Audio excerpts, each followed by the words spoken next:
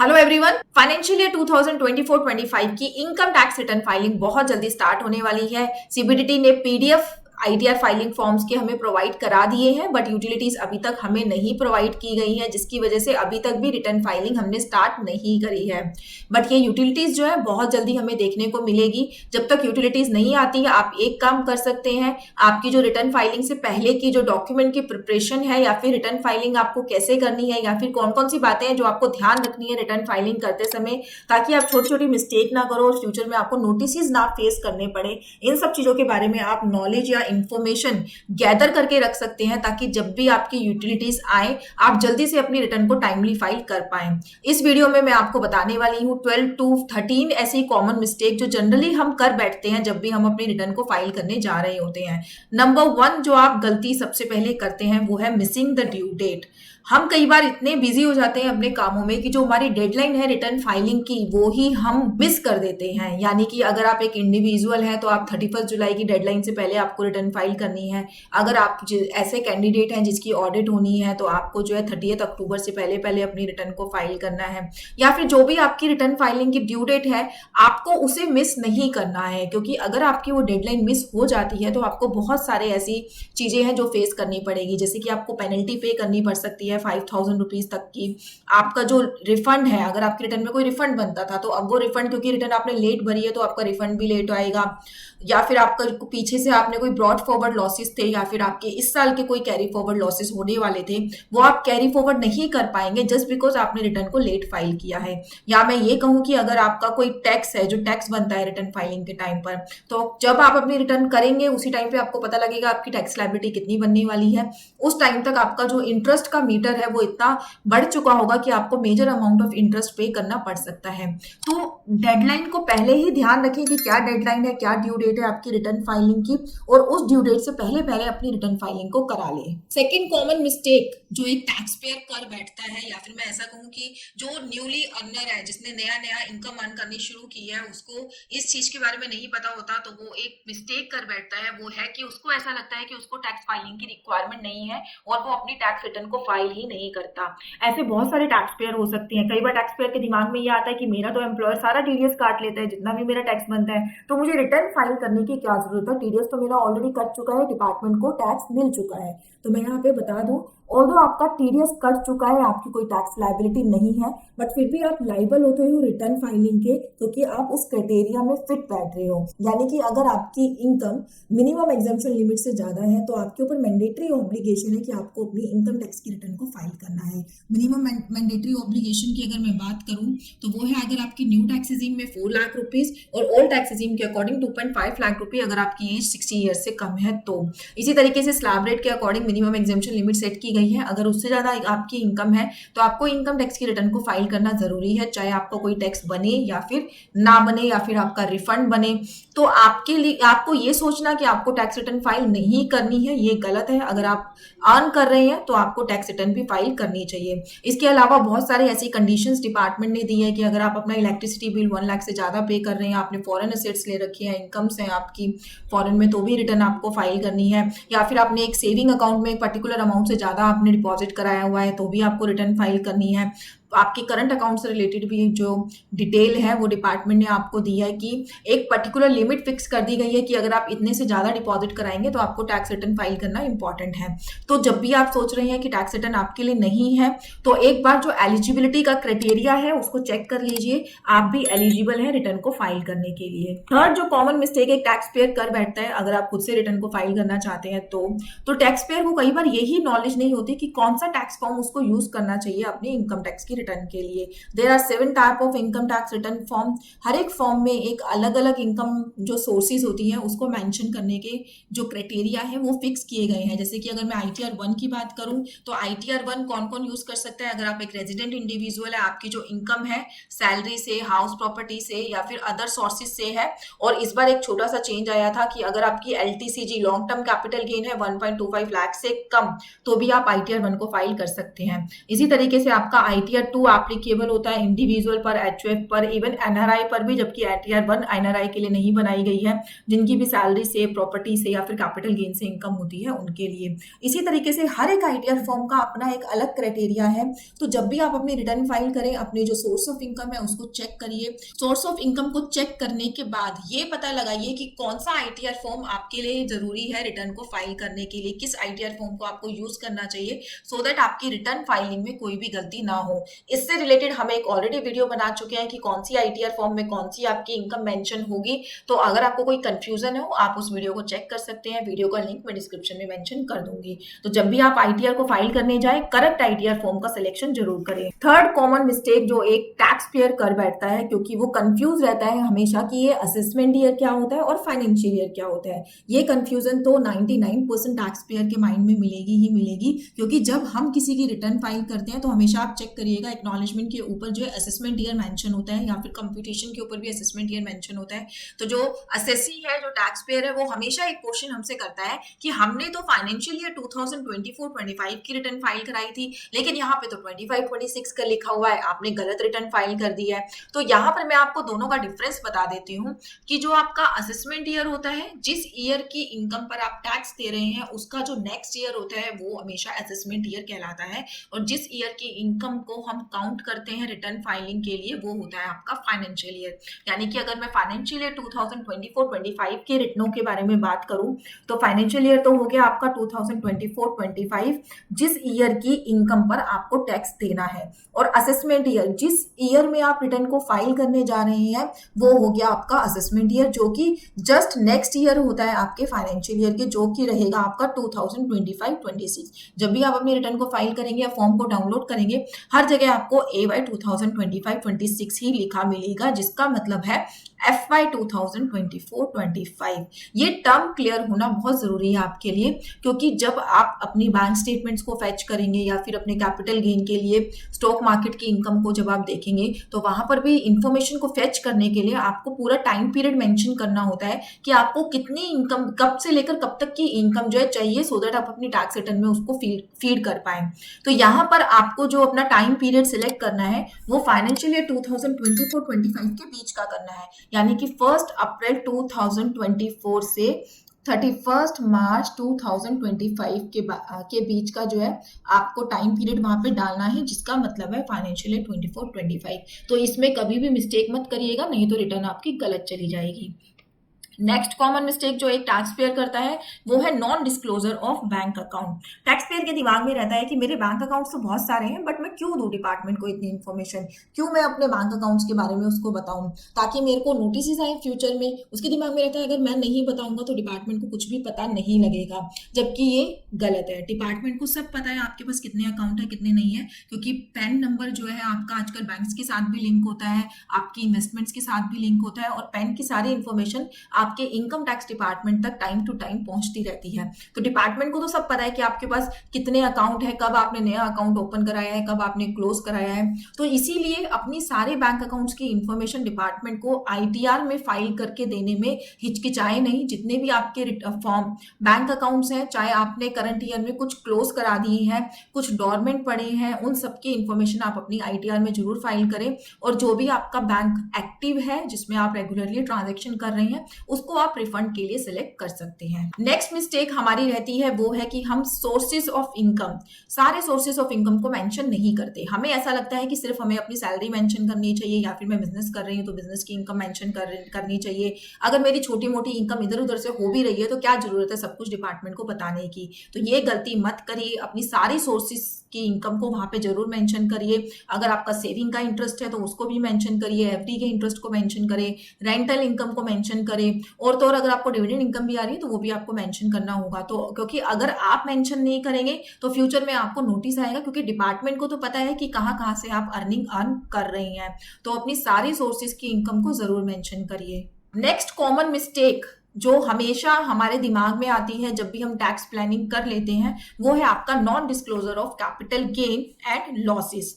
बहुत बार ऐसा होता है कि क्लाइंट हमारे पास आते हैं कि हमने तो जो है प्रॉपर्टी बेची थी, या तो उस प्रॉपर्टी में उनको कोई गेन नहीं हो रहा होता, हमें तो लॉस हुआ है इस प्रॉपर्टी में, तो रिटर्न में दिखाने की क्या जरूरत है, या फिर मुझे प्रॉफिट तो हुआ था, मैंने फर्दर एक प्रॉपर्टी परचेज कर ली है अंडर सेक्शन 54, तो टैक्स तो मुझे कोई पे करना नहीं है, तो आप क्यों प्रॉपर्टी की डिटेल मेरे से मांग के इनकम टैक्स रिटर्न में मेंशन करने की बातें कर रही हैं। या फिर क्लाइंट के दिमाग में ये भी होता है कि यार मैंने आईपीओ लिए थे, आईपीओ में तो मुझे लॉस हो गया, या फिर म्यूचुअल फंड्स में तो मुझे लॉस हो गया है, तो मैं लॉस की डिटेल, मुझे टैक्स तो उस पर कुछ बनना नहीं है, तो मैं वो डिटेल अपनी इनकम टैक्स की रिटर्न में क्यों फाइल कराऊं।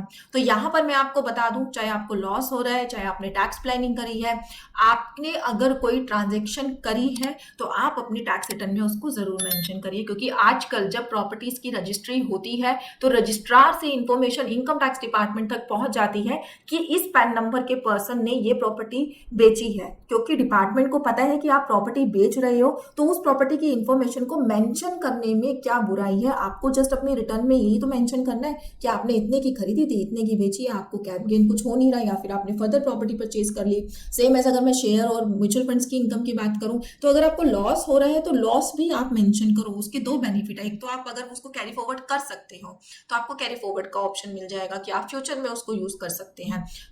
और एक आपका बेनिफिट हो गया कि आपने अपनी तरफ से सारी इंफॉर्मेशन डिस्क्लोज कर दी है, क्योंकि जब आप म्यूचुअल फंड या शेयर या कोई और इन्वेस्टमेंट को सेल आउट करते हैं तो आपके एआईएस टीआईएस में वो सारी इंफॉर्मेशन मेंशन होती है, तो आपको अपने हाथ से भी रिटर्न फाइलिंग के टाइम पर वो जरूर मेंशन करना है। नेक्स्ट पॉइंट है आपके फॉर्म 26AS एआईएस और टीआईएस से रिलेटेड। इन सब से रिलेटेड जो अवेयरनेस है अब बहुत ज्यादा हो चुकी है, अब लोग इसमें गलतियां नहीं करते हैं, फिर भी मैं आपको बता देती हूँ कि 26AS आपका होता है कि आपकी जितना भी टीडीएस टीसीएस कटा है उसमें वो मेंशन होता है। एआईएस टीआईएस आपका होता है जो भी आपने ट्रांजेक्शन करी है ड्यूरिंग द ईयर, अगर आपने कोई FD परचेज करी है, आपने कुछ सेल किया है, तो आपकी जो भी छोटी छोटी फाइनेंशियल ट्रांजेक्शन आपने करी है वो सब आपके एआईएस टीआईएस में मेंशन होके आती है आजकल। पहले ये फॉर्म नहीं हुआ करता था, 3 to 4 ईयर से ये फॉर्म अवेलेबल है डिपार्टमेंट की तरफ से। तो अब जब आप अपनी इनकम टैक्स की रिटर्न को फाइल करेंगे तो दो चीजों का ध्यान रखिएगा। सबसे पहले पूरे साल में जितना भी आपका टीडीएस और टीसीएस डिडक्ट किया गया है उसको एक बार अपने 26AS में जरूर चेक कर लें कि वो सारा टीडीएस और टीसीएस आपका 26AS में रिफ्लेक्ट हो रहा है या फिर नहीं हो रहा। अगर नहीं हो रहा है तो जिसने भी काटा है उससे एक बार प्लीज कांटेक्ट करें कि वो आपका टीडीएस रिफ्लेक्ट क्यों नहीं हो रहा है। उसका रीजन ये हो सकता है कि या तो उसने आपका टीडीएस किसी और के पैन नंबर पर गलती से क्रेडिट करा दिया, या फिर उसने अभी तक अपनी टीडीएस की रिटर्न को फाइल नहीं किया है। अगर आपको प्रॉपर टीडीएस और टीसीएस का क्रेडिट अभी तक नहीं मिला है तो रिटर्न फाइल मत करिए, पहले उसको ठीक करा लीजिए, अपने 26AS में अमाउंट रिफ्लेक्ट करने लगे तब आप रिटर्न को फाइल करें, नहीं तो आपको बाद में रिटर्न को रिवाइज करना पड़ जाएगा। लेकिन अगर आपको इसी सिनेरियो में ये लग रहा है कि आपकी ड्यू डेट नियर बाय है और आपका 26AS अभी तक अपडेट नहीं हुआ है, आपके एम्प्लॉयर से बात चल रही है, तो उस केस में आप अपनी रिटर्न फाइल कर दीजिए, क्योंकि ड्यू डेट के बाद रिटर्न फाइल करें मैं इस चीज के बारे में बिल्कुल भी आपको गाइड नहीं करूंगी। ड्यू डेट से पहले आप एक बार रिटर्न को फाइल कर दो, बाद में आप रिवाइज कर दीजिएगा अगर आपका 26AS में रिफ्लेक्ट नहीं हुआ है अभी तक भी तो। बट आप वेट कर लीजिए जब तक भी ड्यू डेट नहीं आती है कि आपके जो सारे फॉर्म्स है 26AS ASTS वो प्रॉपर अपडेट हो जाने चाहिए। और रिटर्न फाइलिंग के टाइम पर इन तीनों फॉर्म्स को अपने सामने खोल के रखिए या फिर अपने सामने आप इनके प्रिंट आउट निकाल के रखिए और उसमें से टिक करते रहिए कि जो जो डाटा उसमें शो हो रहा है, अगर वो इनकम है आपकी इनकम टैक्स की रिटर्न में रिपोर्ट करना चाहिए तो आप उसको टिक करते रहिए कि हाँ हम उसको रिपोर्ट कर रहे हैं। क्योंकि अगर कोई भी ऐसा डाटा डिपार्टमेंट को मिलता है जो कि ASTA से 26AS में तो है बट आपने अपनी टैक्स रिटर्न में मेंशन नहीं किया, तो जैसे ही आपके रिटर्न को प्रोसेस किया जाएगा तुरंत आपके पास नोटिस आ जाएगा डिमांड का कि आपने इस इनकम पे तो जो भी आपका जो अमाउंट है उसको तो डिस्क्लोज ही नहीं किया है एज एन इनकम अपनी रिटर्न पे, तो इस पर अब आप अपना जो है टैक्स पे कर दीजिए। समटाइम्स ऐसा होता है ASTS में गलत इन्फॉर्मेशन शो होती है, तो उसके बारे में भी मैं एक वीडियो बना चुकी हूँ कि उस टाइम पे आपको क्या करना है। वीडियो का लिंक डिस्क्रिप्शन में आपको मिल जाएगा, आप वहां से चेक कर लीजिएगा। नेक्स्ट जो गलती है जो टैक्स पेयर करता है, ये गलती बहुत कॉमन है बट इसमें आपको रिवाइज करने का मौका मिल जाता है इस गलती को फ्यूचर में भी, वो ये है कि अगर आपका रिफंड बन रहा है ठीक है, अगर आपको लगता है आपने अपने पूरे रिटर्न बना लिया, आपका जो है रिफंड बन रहा है उसमें, तो रिफंड की रिटर्न को अपलोड करने से पहले एक बार अपने लॉगिन में जाके चेक कर लीजिए कि आपने जो है कौन सा बैंक अकाउंट सेलेक्ट किया है रिफंड के लिए, और वो बैंक अकाउंट आपका वैलिडेट है या नहीं है। क्योंकि डिपार्टमेंट की अपडेटेड पॉलिसी के अकॉर्डिंग अनलेस अंटिल आपका बैंक वैलिडेटेड नहीं है, आपका रिफंड उसमें क्रेडिट नहीं किया जाता है, आपका रिफंड जो है फेल हो जाता है, क्योंकि आपका बैंक अकाउंट वैलिडेट नहीं है। तो सबसे पहले आपको अपना बैंक अकाउंट वैलिडेट करना है। वैलिडेट नहीं हो रहा है तो अपने केवाईसी अपडेट कराइए बैंक में, बैंक अकाउंट को वैलिडेट करिए, फिर आप अपने टैक्स रिटर्न को अपलोड करिएगा। टैक्स रिटर्न अपलोड करने के बाद अगर आप वैलिडेशन के लिए जाते हैं तो उसमें दिक्कत हो सकती है, क्योंकि कई बार क्या होता है हमने रिटर्न अपलोड करी और 10 मिनट के अंदर हमारी रिटर्न प्रोसेस हो जाती है, ऐसा भी बहुत बार देखा गया है। तो पहले बैंक अकाउंट को वैलिडेट करिए सो दैट आपको फ्यूचर में रिफंड में कोई प्रॉब्लम ना आए, आपको रिफंड रीइश्यू की रिक्वेस्ट ना डालनी पड़े। नेक्स्ट मिस्टेक जो आप कर सकते हैं, ऑल्दो आजकल होती नहीं है, वो है कि आपने रिटर्न तो फाइल कर दी, उसको ई वेरीफाई नहीं किया। ई वेरीफाई का मतलब क्या होता है, अगर आप अपनी रिटर्न फाइल कर रहे हैं तो उस पर साइन तो करेंगे ना कि हाँ ये रिटर्न मैंने फाइल करी है, मैं ऑथोराइज कर रहा हूँ इस रिटर्न को कि सारा डाटा जो है ठीक है। वेरीफाई करने के 2-3 तरीके होते हैं, या तो आप उनको फिजिकली साइन करें और डिपार्टमेंट में भेज दीजिए बैंगलोर। दूसरा, आपका आधार अगर आपके फोन नंबर से लिंक है तो एक छोटा सा ओटीपी आएगा, आप उसको डालिए, आपकी रिटर्न वेरीफाई हो जाएगी। या फिर आप अपने बैंक के जो नेट बैंकिंग के पासवर्ड्स होते हैं उसके थ्रू भी अपनी रिटर्न को वेरीफाई कर सकते हैं, आप डिजिटल सिग्नेचर के थ्रू भी अपनी रिटर्न को वेरीफाई कर सकते हैं। मोस्ट कॉमनली मेथड जो यूज किया जाता है वो है आधार ओटीपी का। रिटर्न फाइल करने के बाद 30 डेज के अंदर अंदर रिटर्न को वेरीफाई करना बहुत जरूरी है। अगर आपने वेरीफाई नहीं किया तो आपकी रिटर्न हो जाने वाली है इनवैलिड। इनवैलिड का मतलब क्या हुआ कि आपने रिटर्न तो फाइल ही नहीं करी। तो अगर आपकी रिटर्न इनवैलिड हो गई और 31 जुलाई के बाद आपको फिर से रिटर्न फाइल करनी पड़ी, तो जो टीएनसी उनके लिए होते हैं कि आप रिटर्न लेट फाइल कर रहे हो, सेम टीएनसी आपके ऊपर एप्लीकेबल हो जाएंगे। तो इसलिए रिटर्न फाइल करने के बाद तुरंत उसको ई वेरीफाई कर दीजिए, नहीं तो आप भूल जाएंगे कि आपने रिटर्न को तो वेरीफाई ही नहीं किया है। नेक्स्ट कॉमन मिस्टेक जो आप कर सकते हैं, मिसिंग न्यू रिपोर्टिंग रिक्वायरमेंट्स। मतलब ये है कि अब जैसे हमारे नए फॉर्म्स आए हैं तो बहुत सारे चेंजेस भी आए हैं फॉर्म्स में। जो भी पर्टिकुलर फॉर्म आपके ऊपर एप्लीकेबल होता है उसमें जो भी चेंजेस आए हैं उनकी नॉलेज होनी आपको बहुत जरूरी है, ताकि आपको पता रहे कि नए फॉर्म्स के अकॉर्डिंग कौन सी ऐसी एक्स्ट्रा इन्फॉर्मेशन है जो आपको उसमें डालनी है, या फिर कौन से ऐसे सेक्शन है जो वहां से हटा दिए गए हैं। अनलेस अंटिल आपको न्यू फॉर्म्स के बारे में नहीं पता होगा, आप रिटर्न को एक्यूरेटली फाइल नहीं कर पाएंगे। तो इसीलिए रिटर्न फाइल करने से पहले अपने फॉर्म में जो भी चेंजेस आए हैं उसके बारे में जानकारी जरूर ले लीजिए। नेक्स्ट प्रॉब्लम जो हमेशा रहती है वो है सैलरी टैक्स पेयर के साथ। सैलरी टैक्स पेयर क्या करता है, बहुत सारी डिडक्शंस ऐसी क्लेम कर लेता है कई बार जिसका कोई सपोर्टिंग डॉक्यूमेंट नहीं होता, या फिर जो उसने इन्वेस्टमेंट कभी करी ही नहीं है, जस्ट बिकॉज कि उसको अपना टैक्स सेव करना है, वो बहुत सारी बोगस ऐसी डिडक्शंस हैं जो क्लेम कर लेते हैं। उनमें जो कॉमन डिडक्शंस है आपकी वो है एचआरए का रिबेट, वो रेंट पे रहता हो या नहीं रहता हो उसको एचआरए जरूर क्लेम करना है। या फिर मैं ये कहूँ कि 80C की डिडक्शन, 150 अमाउंट नहीं भी बनता तो क्या करते हैं टैक्स पेयर, 150 बनाने के लिए कुछ भी उसमें मेंशन कर देता है कि हम ट्यूशन फीस दे रहे हैं, पीपीएफ दे रहे हैं। और एक और चीज जो आजकल बहुत कॉमन और बहुत सारे नोटिस भी आ रहे हैं वो है 80 जीजीसी की डिडक्शंस, डोनेशंस की। आपने डोनेशन चाहे एक्चुअली दी ही क्यों ना हो, आप कभी मतलब 80 जीजीसी की डोनेशन या फिर 80 जी की डोनेशंस के सेक्शन तो ऐसे हैं कि लोग उसमें अमाउंट डालते हैं और अपना रिटर्न अपलोड कर देते हैं कि हमें अच्छी खासी डिडक्शन मिल गई है। तो आप ऐसी गलती मत करिए। बहुत पहले ऐसा होता था कि इस तरीके की डिडक्शंस पे ऐसा कोई डिपार्टमेंट की पकड़ नहीं थी, लेकिन अब डिपार्टमेंट हर एक डिडक्शन के आपसे प्रूफ मांगता है। रिटर्न अपलोड करने के बाद अगर डिपार्टमेंट को लगा कि यार आपका रिफंड इतना ज्यादा कैसे बन रहा है, तो आपसे मेल पर प्रूफ मांगे जाएंगे कि आप प्रूफ प्रोवाइड कर दीजिए कि आपने जो डिडक्शंस क्लेम करी है किस बेसिस पर करी है।